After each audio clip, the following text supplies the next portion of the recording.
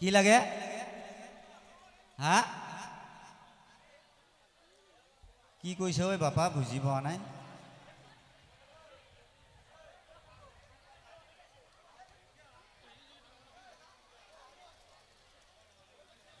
কবৰৰ বিষয়ে দুই এষাৰ মই ক'লোঁ আপোনালোকে নিশ্চয় শুনিছে জোনাসকলৰ মুখৰ পৰা বা আলিমসকলৰ মুখৰ পৰা কবৰত প্ৰথম ৰাতি কেছদৰ এটা গীত মই গাম মোৰ অতিকৈ প্ৰিয় কাৰণ পৃথিৱীক মাৰ নিচিনা মিঠা ফল মাৰ নিচিনা মিঠা বস্তু আৰু একো নাই সকলো মৰি গ'লে পাব কিন্তু মা মৰি গ'লে আৰু মা বুলি মা শব্দটো হেৰাই যাব চাওক আজি যদি এজন মানুহৰ মৃত্যু হৈ যায় ঘৰত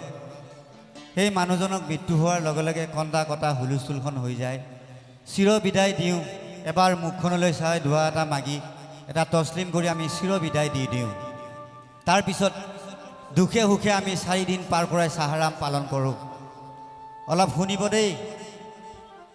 বেছি বিশৃংখল নকৰিব আমি চাহাৰাম পালোঁ তাৰপিছত কি কৰোঁ সেইজন ঘৰৰ সেই সদস্যবিলাকে যদি কোনোদিন নামাজ পঢ়া নাছিল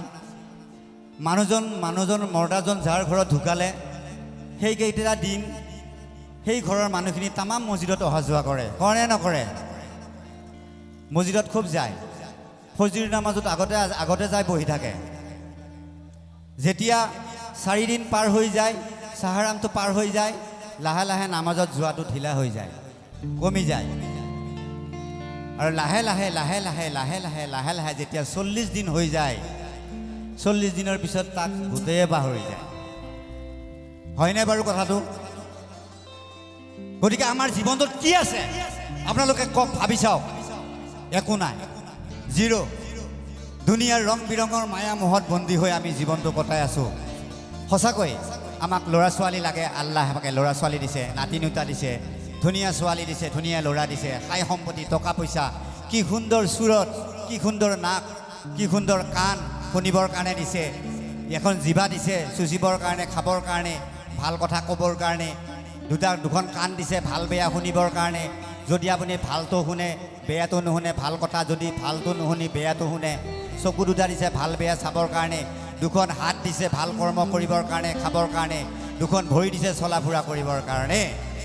গতিকে আমি যদি নিজেই নিজক চিনি নাপাওঁ তেতিয়াহ'লে আমাৰ জীৱনটোত শেষ পৰিণতি কি হ'ব আমি দুনিয়াত যিয়েই নকৰোঁ কিয় আল্লাহৰ ৰচুলৰ আদেশ অনুযায়ী নিশ্চয় নিজৰ জীৱনক চিন্তা কৰিব লাগিব নিজৰ জীৱনক সুন্দৰ কৰি গঢ় দিবলৈ চেষ্টা কৰিব লাগিব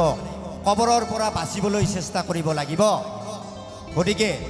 মাৰ নিচিনা মিঠা বস্তু পৃথিৱীত একো নাই সেয়েহে